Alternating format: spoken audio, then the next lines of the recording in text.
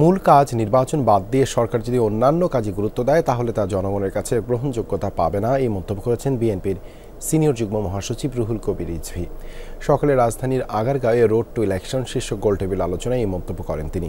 বলেন, গণতন্ত্র রক্ষায় যে কোনো সরকারের দায়িত্ব অবাধ ও সুষ্ঠু নির্বাচন অনুষ্ঠিত করা। এ সময় নির্বাচন আয়োজনে কাজ করা প্রতিষ্ঠানগুলোকে সংবিধান প্রদত্ত আইন কাজে লাগিয়ে শক্তিশালী করার উপর জোর দেন রিজভী।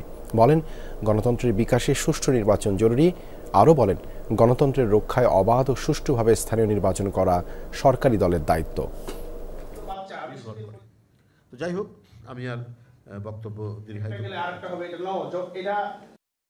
জাতীয় সংসদ নির্বাচন, যে নির্বাচনের মাধ্যমে একটি সরকারের পরিবর্তন ঘটে, এখন সেটি সেই মূল কাজটা বাদ দিয়ে আমরা যদি সাবসিডির কাজগুলো এটাই যদি আমরা প্রথমেই শুরু করে দেই, তো তাহলে এটা খুব একটা গ্রহণযোগ্য হবে না।